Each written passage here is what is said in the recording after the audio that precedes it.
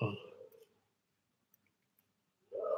Okay, hello everybody. So yesterday we were discussing what Bhagwan has advised in the course of the commentary on Sloka 25, the Madhusudani commentary that we were dealing with. Sanei Ruparamed Buddhya Dhritigrahitaya Atma Sangstam Manah Kritva Na Kinchit Api Nichintaye. So this is the main verse on which he was giving some commentary, and he was explaining in detail how the process of meditation and dissolving the movements and modifications of the mind in the self, that's a gradual process. And this was discussed at length when we dealt with the verse 15 of this chapter. And Bhagavan here has mentioned very clearly that by you have to take care of your mind, that is the manas, cleanse it, purified, and with the help of a manas which has the power and ability of discrimination, it will be possible for you to reach the self and realize yourself. But that's not so simple as we just make it out to be just by mentioning that you have to imagine yourself established in the self and take the help of the mind to reach there. Sounds very simple, but it's a very long process. And this long process was being explained that doesn't happen in a day, and there are different stages through which you have to gradually refine your mind and dissolve the mind at different levels. And these levels were like this, that you have these four bhumis, so four ground levels, four stages. The first stage is that you dissolve your vak, your karmendriyas and jnanendriyas, the ability to speak, and the mind, and the manas, and the indriyas, it's included there. You dissolve that in the mind. And then you shall dissolve the mind and all the movements of the mind, all kinds of functions of the mind in the ahankara, the agency through which all these thoughts undergo their formations, because there is always a referent point. Keeping that referent point, these thoughts will make any sense, and that is that ahankara, or that I am thinking about all that. Dissolve that ahankara at a higher level in the mahat, or the mahatattva, and then dissolve that mahatattva in the avyakta. Avyakta is here maya, the prakriti, because out of prakriti comes mahatattva, and from mahatattva you have ahankara, then mana and indriyas and everything. So because they have sort of manifested in a certain manner from the subtlest to a relatively a little more, something a little more gross. It's a little more physical, a little more external. And then you have the gross physical, the panchabhutas. Now you have to move in the reverse direction to go to levels which are higher and subtler. Like, for example, you have these, you have the planets, you have the solar system, then you sort of, there are stars, and then the stars have a life cycle, and finally they become black holes. And these are processes, isn't it? These are different stages through which they pass through. Similarly, here, you sort of dissolve the vak, that means the ability to speak, and all the karmendriyas, the karmendriya related identifications and projections and functions and modifications, and the indriyas, the ability to know and connect with external realities like eyes and the ability to smell, the ability to hear, all that, all these functions, you dissolve them. Without the help of mind, these senses cannot make any sense of the external reality. The mind kind of is a key player in these, and you dissolve these senses in the mind, or the manas, and dissolve that mind in the mahatattva, in the buddhi or ahankara, and that you will dissolve at a higher level in the and you dissolve that at a higher level in the mahatattva, and that mahatattva in the avyakta or maya, and then dissolve that Maya or Prakriti in the Atma. And let's look at how he sort of discusses that step by step in the Madhusudana commentary on this particular verse. We had gone up till a certain point where he's sort of quoting from the Brihadaranyaka Upanishad, Tameva dhiro Vigyaya pragya kurvita brahmanaha nanudhyayat bahun sabdat vachu viglapanam hitat. And I was saying that how the words, so far they enable us to meditate on the truth. They are relevant. In themselves, the words are anatma. They are not Brahman. If we are reading Upanishads, we are reading Bhagavad Gita, then they make sense and they sort of facilitate the movement of our consciousness, the resolution of our consciousness, and the truths that are being revealed through the words of the Upanishads. The words of the Upanishads in themselves, without the context, without having in purview the Brahman in the center of this whole discussion, the words themselves are anatma.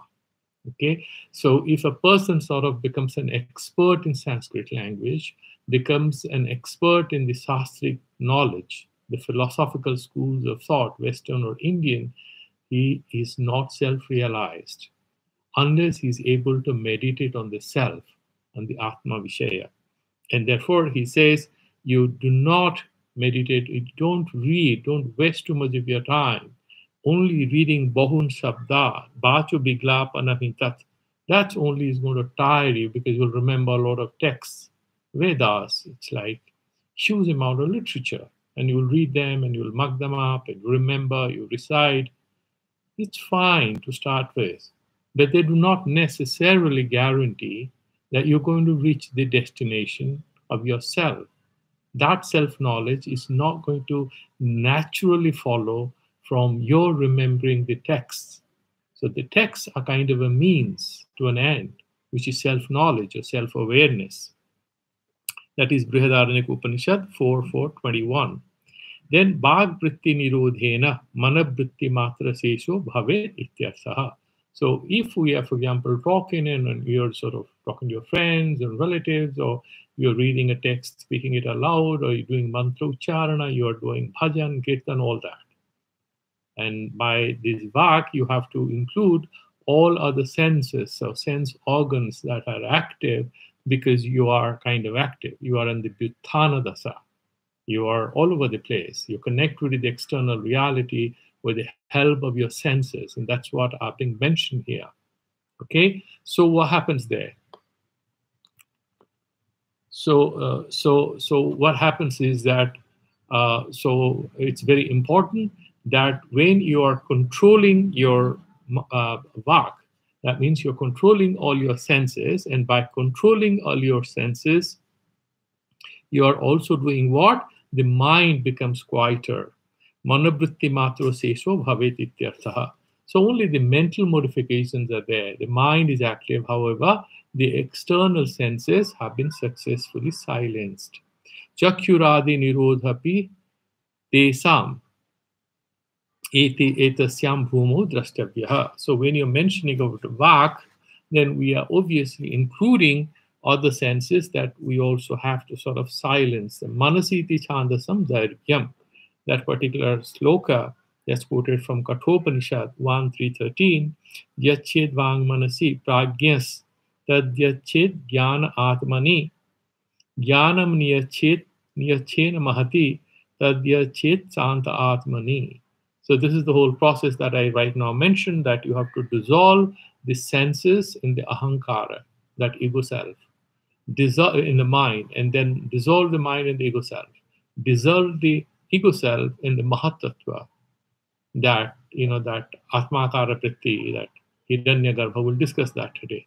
And finally, that mahatattva, you dissolve that in the avyakta or prakriti, the mula prakriti, and dissolve that mula prakriti through your meditation in the self, in the Santa Atma, Nirvikar Brahman. Okay, Manasiti Chandasam Dargyam. Tana Manaha Karmendriya Jnanendriya Sahakari Nanavidha Vikalpa Sadhanam Karanam And that particular mana is what? It's also an instrument, it's also a means. And it's a means what? It's a means to do nanabhida vikalpa sadhanam. You do have a lot of thoughts and alternatives that you meditate on. I want to do that, I want to do that, or not do that. All sorts of activities in the mind plane that you do that with the help of your manas. And it helps, is kind of an assistant, a facilitator of the sense organs who are connecting with the external reality with the help of the mind. Now, that particular mana, what do you do? Jnane, janateti jnanam iti buddhitya jnatari. And then you sort of dissolve that mind in jnana. And jnana here is not knowledge. He's making a different interpretation of the word jnana. How he's doing? Janati iti jnanam. It knows, therefore it's called knowledge or knower. So it's in jnanam. In Sanskrit is a very beautiful language with a complex set of rules. One word can have multiple meanings, depends on how you sort of analyze it, break it up, and make sense of it. So here, janati iti jnanam, if you talk like this, then jnana will refer to ahankara because it knows. The mind doesn't know. The mind, sort of enables the process of knowing, and there has to be a knower, and that is the ahankara. So jnane, you have to do that particular thing. Jnanam iti vitpatya jnatari. Jnatari means jnata, in the jnata. That is seventh case. Fourth. And jnatari atmani, in the atma, in the self, that ahankara. Jnatritva upadhu ahankariniya ched. So you will dissolve the mind in that knower self. That is a upadhi, that is a title. Because in Vedanta, everything is consciousness. That consciousness is given different names at different levels. The same pure consciousness without name and form is Brahman. With name and form, with the power of Prakriti or Maya, it is Iswara. Then it is Vitratma, Hiranyagarbha. All these names are given at different levels. Right? And then it becomes Pratyak Chaitanya, it's Vyakti, it's Samasti, it's Jada, it's Chaitanya. These are all titles. There is one fundamental reality, and that is consciousness, which is all pervading, and then it assumes. It's like you have that one ocean is given different names, like we say Pacific, this is Indian Ocean, and that is Atlantic Ocean. Where are these names coming from? It's just one mass of water, isn't it? Similarly, the Brahman, the consciousness, is all pervading. However, it assumes different names and forms depending on the level of wisdom or ignorance of the person who is trying to describe it, and how wise he is, how much he understands, what sense he's trying to attribute to it, how he's trying to connect to it with the help of language. That determines how he's going to describe it and what it will mean to him. Okay, so it depends on that, and therefore he's saying these are all titles, and then he's saying Vitpatya Atmani Gyantuto Upadho Ahankariniya Chet, dissolve this mind in the ahankar. Then what? Manovyaparan Paritajya, all the movements of the mind, having abandoned them, ahankara matram parisesayet. And what remains finally? You just meditate on, okay, this is me. We have discussed that in the Patanjali Yoga Sutras, right? When that Sampragyata Samadhi, how the mind sort of meditates on different points of meditation, points of concentration. It concentrates on different things. There is a Dheya Vastu, which is Stula, and then there is a Dheya Vastu, which is only Arthamatra. That is, you have Savitarka, Nirvitarka, Arthamatra. Without Jnana and Smriti and Guna, you remove them. Only meditate. You have Vishnu. Then there is a name. There is knowledge of Vishnu. These are the gunas of Vishnu, and you are meditating on the Vishnu Vigraha. Then you only meditate on the Vigraha, and there is nothing else. That is Nirvitarka. Similarly, Savichara, Nirvichara. We have discussed all that. Here, what he's saying is that you just meditate on that Jnatri. So it's a little like Sasmita, kind of a Samadhi. So you meditate on that Atma in the Ahankara, and then Tatcha Jnanam, and then that Ahankara, Jnatrita Upadim Ahankaram Atmani Mahati Mahatatve Sarva Vyapake Niyache. And then you dissolve that particular ego self or that particular thing, that Jnata. that Jnatritva, that the knower self that you are meditating on, dissolve that meditation at a higher level in that Mahatatva, Sarva Vyapake, and that is all pervasive. It's not you, it's everything around that Mahatattva, and you dissolve it there. Tividohi ahankara visheshu rupaha samanya rupasya iti. And this ego self, that ahankara, you can describe it in two ways. What is samanya, which is general, and there is a vishesha, which is a specific thing. And what is that samanya? These are textual ways in which the sastric knowledge is kind of explained and simplified by the scholars. Ayam etasya putraha ityevam vyaktim abhimanyamano vishesh rupa vyasti ahankaraha. And then just imagine about your ego consciousness. When you're telling yourself, I am Mr. X or Miss X, son or daughter of Mr. and Mrs. X and Y. When you say this, what are you saying? You are essentially saying that you are a vyasti ahankara. You are a specific self. You are talking about a specific ego self. That's what is in your mind. You're aware of yourself as an individual, as a son and daughter of somebody, or as a husband or wife of someone, or as a father or mother of someone. That is vyasti ahankara, the separated, the isolated, the particular ahankara, the particular ego consciousness. Then what is samanya ahankara, what is general or unspecific, universal ego consciousness. What is that? That is asmi iti etavana matram abhimanyamanaha samanya rupaha samasti ahankaraha. I am, if I talk like that. I am, if I mention this. That particular kind of ego self, that particular kind of meditation is about yourself, and you're just meditating on that sense, and this is universal. When you are meditating I am, you're not defining whether you are an Indian or you're an European or you're a man or a woman, you're a child or a grown-up person. You are just describing the presence of the knower without name and form, without any specific descriptions, the qualities, the attributes of that knower. That is the universal ego consciousness. Okay? Samanya rupaha samasti ahankara. And that obviously always points to the collective consciousness, collective ego consciousness, because you are not specifying it. You are not giving it a name and a form. So when you say I am, that I am cannot be necessarily restricted to you or your neighbor or another person. This is that neutral, universal ego consciousness. Okay, samasti ahankara saja hiranya garbho mahan atma iti sarva anusityatvat uchyate. And therefore, that particular ego consciousness, which is universal, is referred to as hiranya garbha or a mahan atma. Okay, that is what is referred to as mahan atma. Tabhyam ahankarabhyam viviptu nirupadikah santatma sarvantarah chidekarasa tasmin mahantam atmanam samasti buddhim niyache. So now the ahankara that we saw, that the mind has to dissolve in this specific vishesha rupa ahankara, and that is the vyasti rupa. And then dissolve this vyasti rupa ahankara in the samasti rupa ahankara, or mahat atma, or what is also called mahatattva. And then this particular mahan atma, mahantam atmanam, you dissolve further, you refine it and resolve it. Where? In the Santa Ekarasa, in the Brahman, which is without name and form. And why it is different from the Mahan Atma? Because that is also Samanya. The Brahman is also general, but there is a difference. There is an agency there.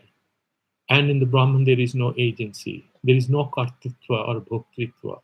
There is no jnata or jnaya or jnana, the tripiti, that distinction between the knower, the knowing process, and the known. These kinds of distinctions kind of melt into nothing, to one universal consciousness at the level of the Brahman. And that is how the Hiranyagarbha is having a title. The Brahman, the highest Santatma, we just have words to describe it because actually it's abang manasogochara.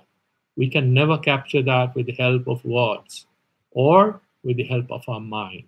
But it is saying you dissolve it. How is it possible? These things are mentioned in order to make it easy for us to go through the meditation, which will become extremely complex, hard, and challenging without the help of this sort of advice. So it's like we are being laid on a staircase so that we sort of refine our mind till all the words and names and forms drop away and the pure consciousness remains. And we see ourselves as no different from that pure universal consciousness. Okay? Evam tat karanam abhyaktam api. And this particular nirupadhika, atman samasti buddhimniya said, this samasti buddhi or mahatattva is saying, evam tat karanam abhyaktam api. And what is the cause of this Hiranyagarbha or whatever? We know that everything has come out of that Ishvara, which is Maya Upahita, with the crown of Maya, the ability, that magical power that he assumes and calls himself Ishvara. We know him as Ishvara, God. God is different from Brahman. God is a little inferior to Brahman in the sense he has name and form. The real limitless existence is Brahman. It doesn't have a name and form. So all the religions who talk about name and form are religions. But Vedanta is kind of dealing with the truth. And it's not prescribing any religion, but it's just kind of showing you some kind of a, road signage so that you go on that particular path of self-seeking, not in a material sense, but on the path of looking for the self, exploring the self, in order to realize and to be yourself in the full essence of the term. So he's saying tat karanam abhyaktam api. It's avyakta, that is prakriti or maya. It's called avyakta because it cannot be expressed in words in any sense, and it's never manifest. It doesn't appear. It's not an external thing. It's an inner reality, and therefore it's called avyakta. And abhyaktam api niyachet. And therefore, in that particular final thing, in the Brahman, this particular mahatattva is you dissolve it in abhyakta will be dissolved in the santatma. Tato nirupadhikaha tvam padartha lakya suddha atma sakhyat ruto bhavati. So in that Vedanta vakya, tattvamasi, you are that. And we have discussed that earlier when we were studying tattvabodha and atmabodha. What does it mean to say tattvamasi? You are that. That is Brahman, it's limitless, and you are limited. You are having limits. You are limited. You are alpagya, you know a little. And that Brahman is sarvagya, it knows everything. You are sort of here and now. Brahman is everywhere. And so it's and you are alpasaktiman. And it has all the powers. It's omnipresent and omnipotent, omniscient. What is the comparison? How can you compare something is so restricted and limited to something which is absolutely without any limits, without any name and form?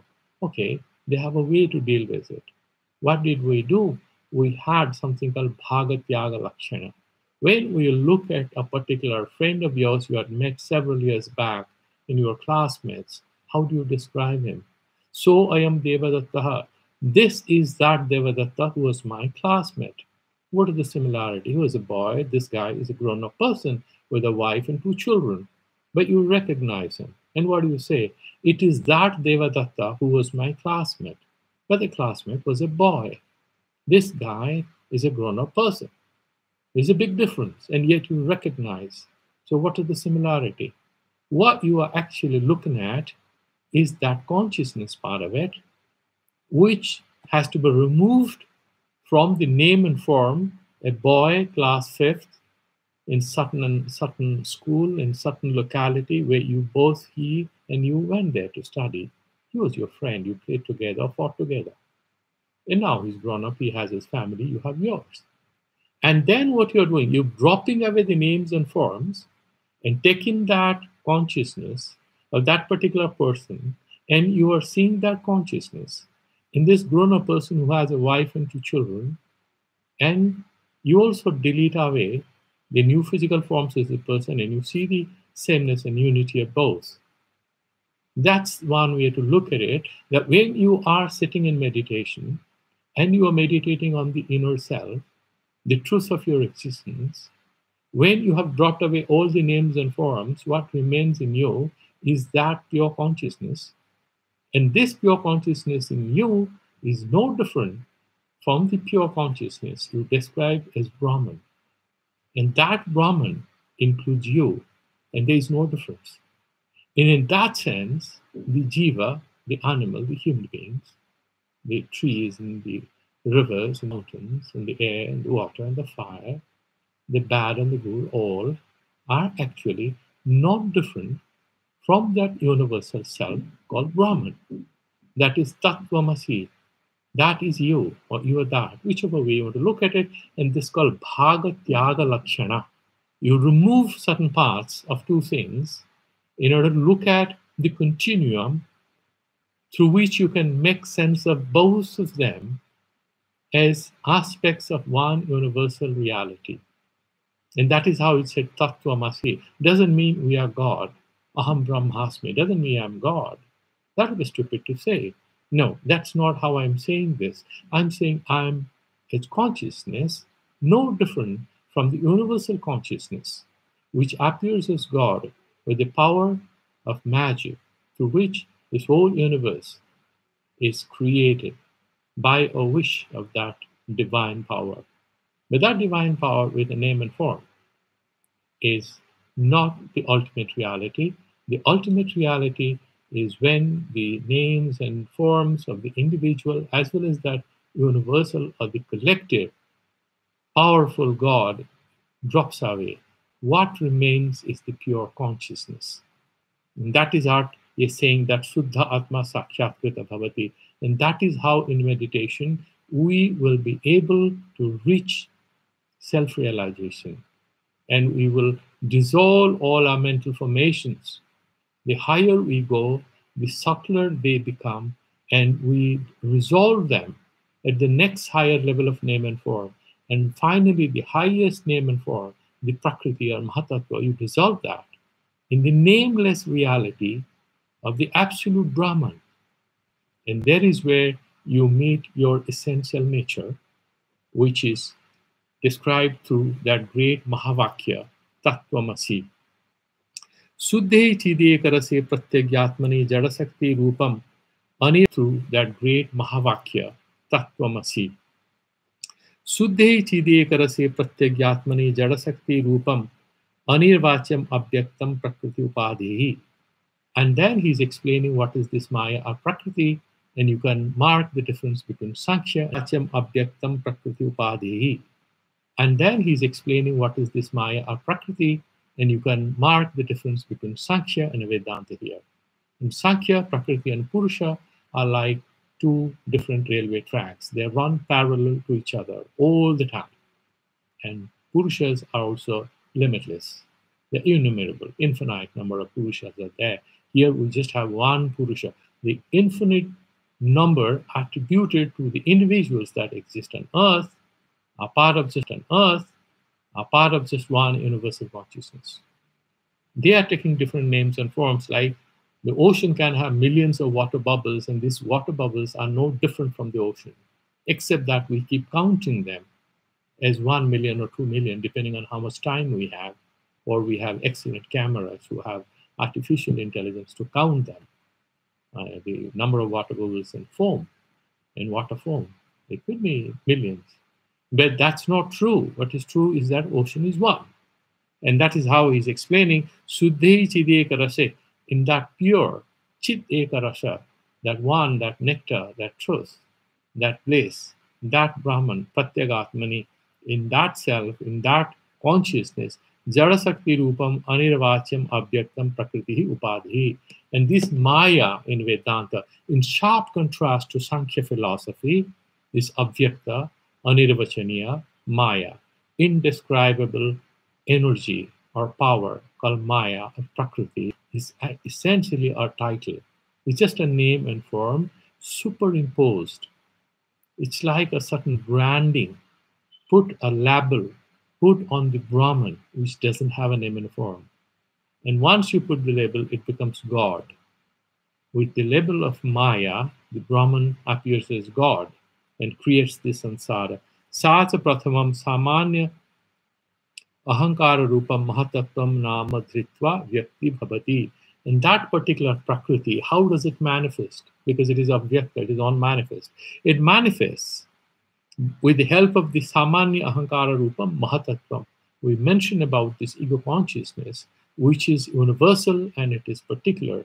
The universal ego consciousness, which is mahatattva, with the help of that, this maya prakriti manifests. Because manifestation means modification. The Brahman doesn't manifest. The Brahman is vikara sunya, it's nirvikara, it doesn't undergo any changes. Then what manifests? The prakriti manifests, that's how they are mentioning it. And this prakriti is essentially an aspect of Brahman. And this manifests, the universal ego conscious, it becomes mahatattva. Namadritya vyakti bhavati. Tato vahir visesa ahankara rupena. And then the external ego consciousness, which is particular, it assumes it. And then what happens? Then tato vahir mano rupena. And then the external mind, that means the individual minds in the human beings, in the animals, in the trees, in the plants, they manifest. The minds, individual consciousness, they appear. And out of that, then what appears next? Once that individual consciousness of the mind manifests, then you have the indriyas coming up. Then you have pancha jnanendriyas, and then you have pancha karmendriyas, then pancha tanatras, and then pancha bhutas. These are 20. And then you have this mana, ahankara, and a mahatattva. That's 23. Prakriti and Purusha. That's how they are, or 25. Vahir visesa ahankara rupena tatu vahir mano rupena tatu vahir vagadi indriya rupena. Then you have these indriyas, the senses. The senses with the help of which we become active, karmendriyas, bhakpanipaya, padapaya upastha. And then also you have the jnanendriyas, the ability to know with the senses that we have. Tad edat santya srutya avihitam. And this is mentioned in the Upanishad. Again, he's quoting from the verse 1, 3, 10, and 11. Okay, first chapter, and the third, and then you have you have 10th and 11th verses of that. Indriyani paranyahu indriyebhya param manaha. So if you compare the indriyas of the senses, what is subtler than the senses? It is the mind. Indriyebhya param manaha. The indriyas, the senses, are subtler than the material external reality. The external reality is kind of accessed by us with the help of our senses. They are subtler than external objects. The mind is subtler than these senses, these jnanendriyas. Manasastu parabuddhi. And compared to the mind, which is even more subtle, is the buddhi, or the ahankara. Buddhir atma mahan paraha.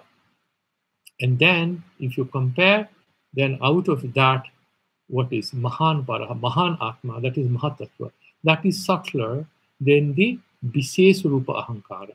The samanya rupa ahankara, or the universal ego consciousness, is subtler than the particular ego consciousness. There are two ahankaras. The second one is mahatattva, mahan paraha. Mahataha parama abhyaktam. And compared to that universal ego consciousness, what is even more subtle? What is subtler is the avyakta, the maya, or the prakriti. Abhyaktat purushaha para.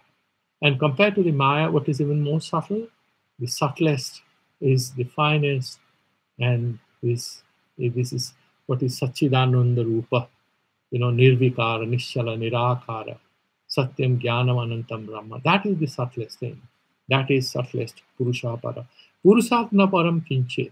If you go up to Purusha, or the Atma, there's nothing beyond this. Niratisaya. There's nothing bigger than that, better than that, subtler than that. So that is Purusatma Para Kinchit. Sa Kasta Sa Paragatihi. And if you can reach there, that is the ultimate destination. There's nothing more to get or know about. There's nothing more to achieve. That is paragatihi. And then what he's saying He will elaborate further. Tatra gavadishu eva bang nirodha prathama bhumihi. He's again sort of trying to do a bit of baby feeding, helping us understand it step by step. What is the first bhumi? Bak nirodha, bak bhumi. How do you win over sanay sanay uparamed? He said, slowly and slowly you control the mind. Manasastu, and then what did he say that in that sloka? He says that Atma sanstam mana kritva, establish the mind and the self. And that is how na kinchidapi chintai. That is the technique. You shall not think about anything. What does that mean? And this will be explained by Madhusudana Saraswati. Each word has a load of explanations hidden, and the with scholarly kindness, Madhusudana Saraswati is unraveling the meaning of these words, which are like abbreviations. It's kind of abbreviated. A long discourse is summed up in just 2 sentences and overloaded with meaning and content. And we are just looking at that through his commentary. Tatra gavadishu eva bang nirodha prathama bhumihi. Like, for example, the cows and the animals, they don't speak, they're just quiet. Okay, so if you can be like that, that is the kind of first step. And what is the second one? Bala mugdhadishu eva nirmanasvam ditya. The next step is kind of becoming without a mind, controlling the mind, like in a child. The child keeps smiling, it doesn't think much about anything. Or somebody who's mugdha, who's taken over, taken aback. You can call him a fool, or somebody who is absolutely stunned, doesn't think about anything. Mugdha, nudhishivam nirmanasvam ditya. Tandriyam iva ahankara rahityam tritya. When you're sleepy or drowsy, your ego consciousness isn't there. Like, for example, when you sleep, when you're dreaming of something, when you're in sleep, just imagine you're sleeping on a big golden bed, okay? You're a very rich person, or you're wearing diamond-studded dresses, and you are in deep sleep. And somebody comes and remove your dresses and shoes and something, and he puts you on a stretcher on the floor. Would you know that I am lying now on a bed which is very of inferior quality? No, you can't know. The ego is in there. So that's why he's saying, Tanyam iva ahankara rahityam tritya. The third step is when you sort of remove the individual ego sense, like in sleep. Susupto iva mahatattva rahityam chaturthi. And in a deep sleep, where nothing exists, no consciousness, what are you? Are you any different from another 20 people who are sleeping next to you? No, all of you are in deep sleep. All of you are in a state of bliss, without self-knowledge. But you have having ananda. You recharge your batteries when you are in deep sleep. You feel very good. Aren't you feeling very good? How do you say when you wake up, I had a wonderful sleep? Okay? And therefore he says, Susupto iva mahatattva rahitam chaturthi. The fourth level of meditation, the fourth level of refining your consciousness and removing the modifications of the mind through meditation is removing mahatattva. That is, resolving that particular mahatattva rahityam. And that means it's avyakta. It's karana rupa. Right? That's the karana sarira. So for example, you're reaching there. So it's like you're entering that prakriti. That is a laya avastha. Right? It's the karana sarira. So for example, you're reaching there. So it's like you're entering that prakriti. That is a laya avastha. Right? Tad etad bhumi chatushtayam apeksha sanay sanay uparamet ityuktam. Do you know, Arjuna? Tad etad bhumi chatushtayam apeksha sanay sanay uparamet ityuktam. Do you know, Arjuna, why Bhagavan says sanay sanay uparamet by Arjuna? Okay, we are addressing all of us. Bhagavan is using Arjuna as kind of a pointer, as kind of a referent to teach all of us, instruct all of us. So he's saying, do you understand why did he say sanay sanay uparamet? The purpose was to say that there are these important 4 stages through which the mind has to refine itself and reach that ultimate level. And therefore, sanay sanay, you have to do it slowly. It doesn't happen in a day. Don't worry, don't feel depressed if you don't achieve much in a week or a month or a year. No, it doesn't mean much. You must continue. Then what he says, yadyapi mahatattva Santatmanor madhye Mahatatva upadanam abhyakritahyam tattvam to upadanam abhyakritahyam tattvam Shrutya udahari tathapi tatra mahatatvasya nayamanam na abhyadhayi.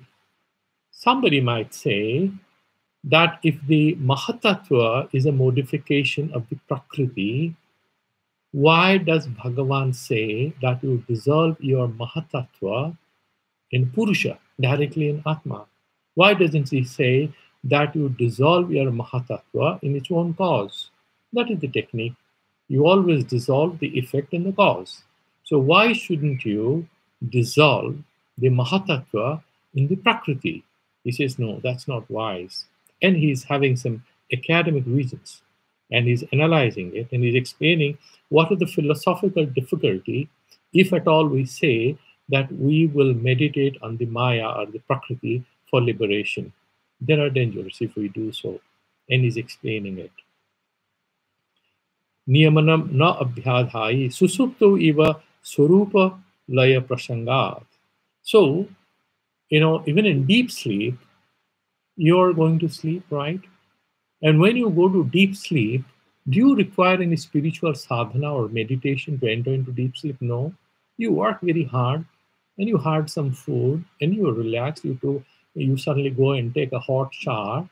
You're completely relaxed and wear some good cotton gown or anything. If it's summer, don't need a hot bath, you need a cold bath. And then depending on what are the climatic conditions, you just go and crash in bed and you fall asleep. No meditation, no spiritual practice required. And this whole advice that you dissolve the mind in the self will become meaningless if we replace the word self with Prakriti, because that's a very natural process in which all of us during sleep, we get into deep sleep or susupti, where there is no self, and that is the layavastha. And then you will say that, then if you reach there and then you will never wake up because you will have moksha, then you will not wake up. But no, actually, all of us wake up. And what does it mean? Because there's a particular, and there is this particular sentence in the Upanishads, in the Chandogya Upanishad, where he's saying, Jiva Swarupasya Sata Sumya Tada Sampurna Bhavati. Because whenever we go to deep sleep, all of us we feel relaxed. But we wake up again the next morning. That's why it's called Nitya Pralaya. That deep sleep is called Nitya Pralaya. There is a Layavastha. All our dharmas, papas, and punyas enter their seed self or seed Vijarupa. They get into the causal form. We fall dead or asleep, dead asleep. And then as soon as these karma vijas, they become active again, our sleep breaks. And suddenly we remember, oh my God, I have to catch a flight. Oh my God, I have to go and give a talk. Oh my God, I have to go for inoculation or vaccination because of corona. You run, isn't it? You suddenly feel very anxious early morning. You have to do a load of work and you remember everything at once, isn't it? That's how it happens. And therefore, what he says, he's simplifying that you cannot say that you have to meditate and dissolve the mind and the prakriti and that's going to solve your problem. No. Tasya sa karma khe sati purusha prayatnam antarena swata eva siddhatvat tattva darsana anubhava yogitvat sa. And then there are two difficulties. If you talk like that you dissolve the Mahatattva in the Prakriti or Maya because of two reasons. He's saying, number one, that this laya in Prakriti as such happens normally when you are tired and there is karma kshaya, and therefore whatever daily chores you have to do, you have done for the day, you fall asleep, and when they become active again, you wake up next day. That's number one. So you don't need any sadhana to enter into deep sleep. Number two,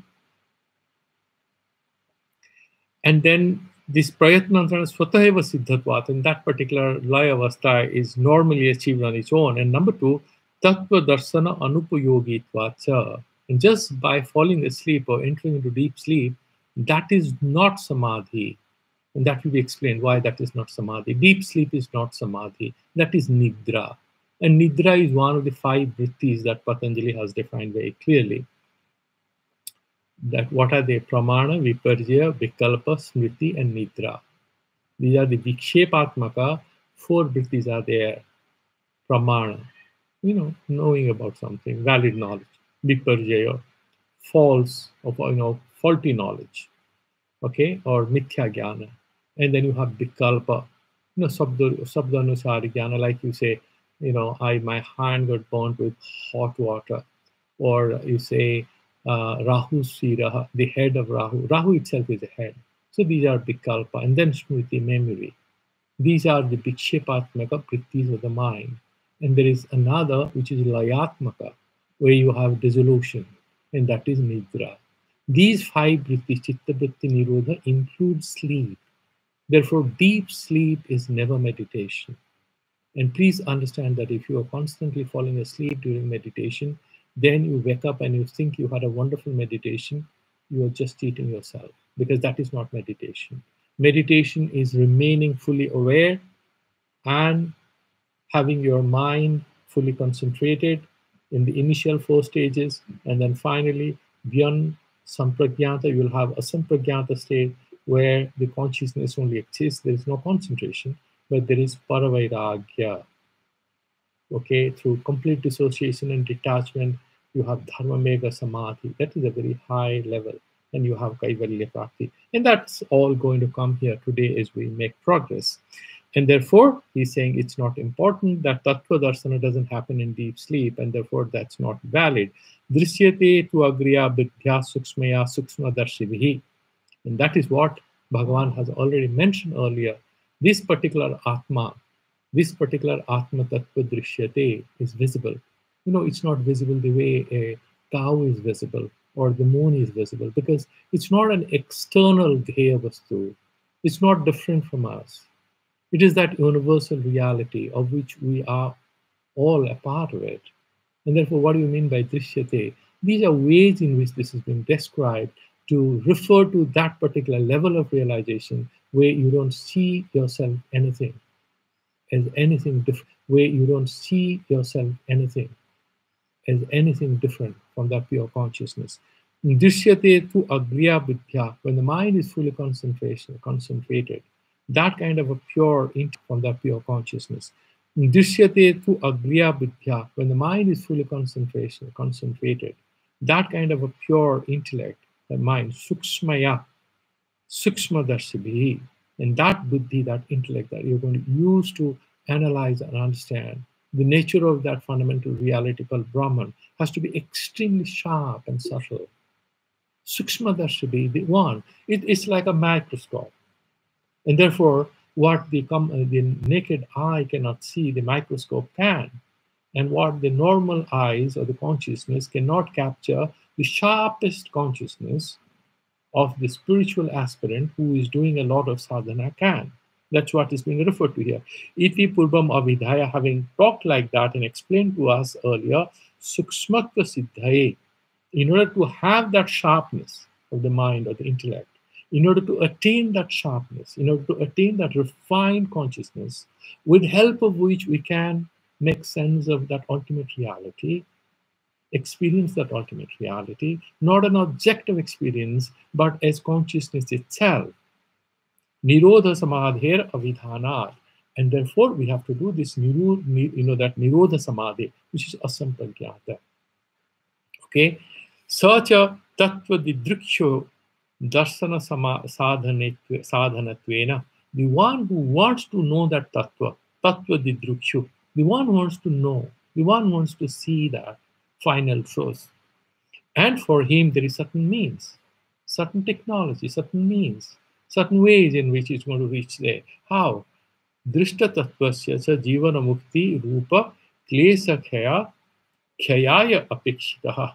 So for this particular person who wants to be a jivan mukta, and he has these difficulties in consciousness, and these difficulties mean nothing other than a lot of obstructions in the way we see ourselves. And in order to remove these obstructions, we need to have that sukshmatva prapti, or we have to sharpen our consciousness.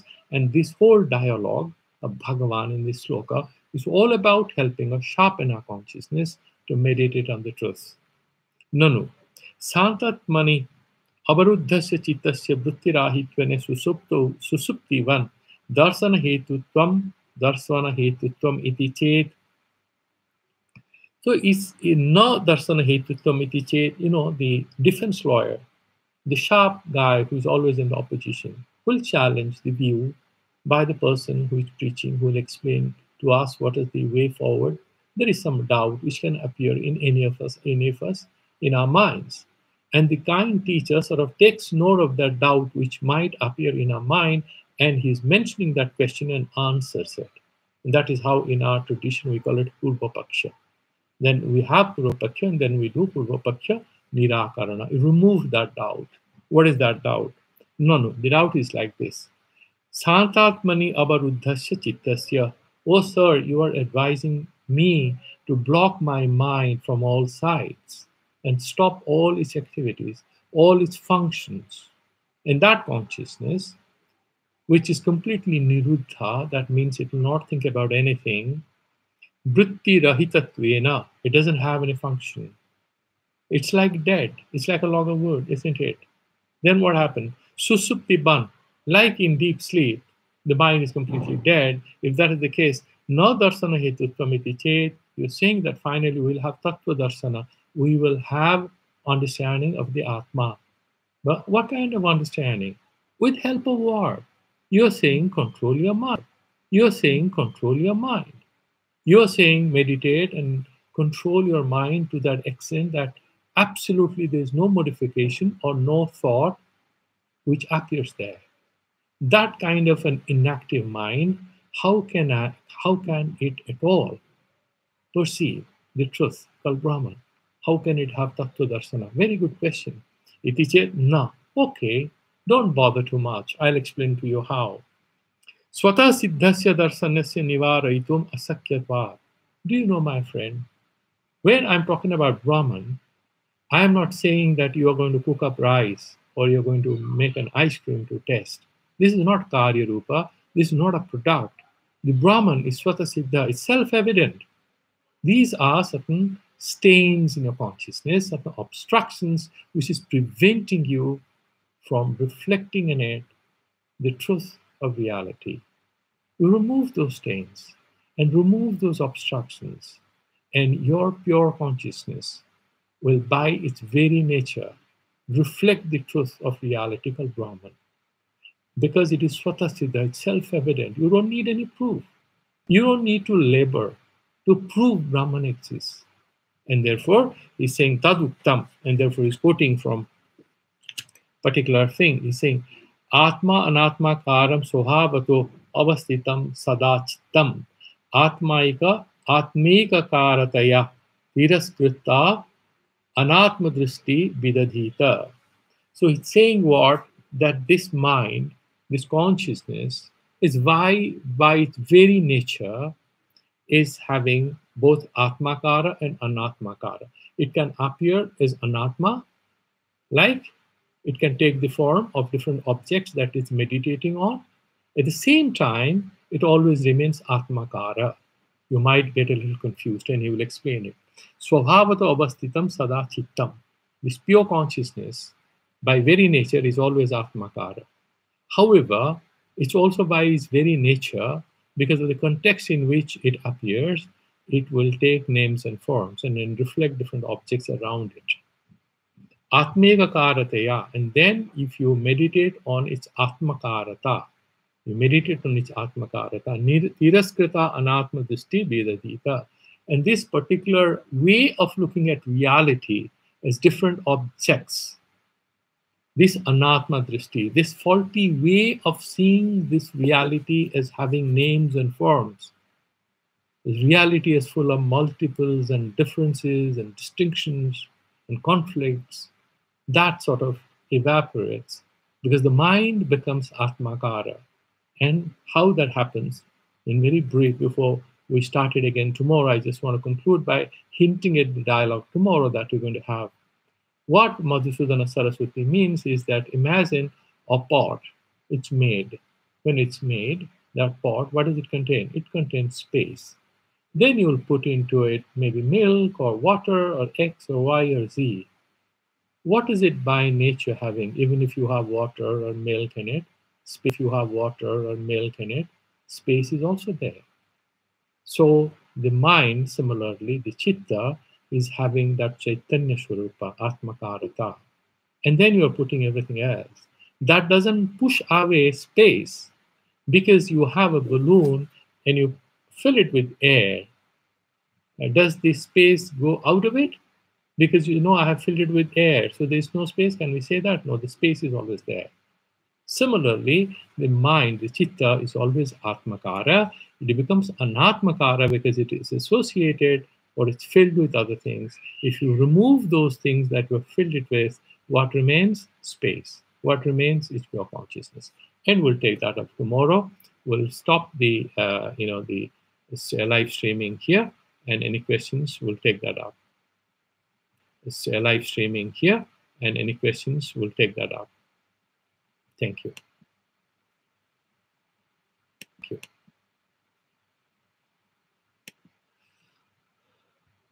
So, Prakash, you have any questions, or we can do the Santi mantras?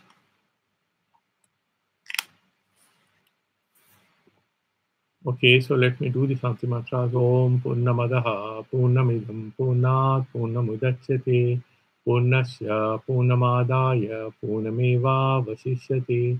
Om Shanti Shanti Shanti. Om Namo Bhagavate Vasudevaya. Sarveshang Santir Bhavatu. Sarveshang Swastir Bhavatu. Sarveshang Shantir Bhavatu.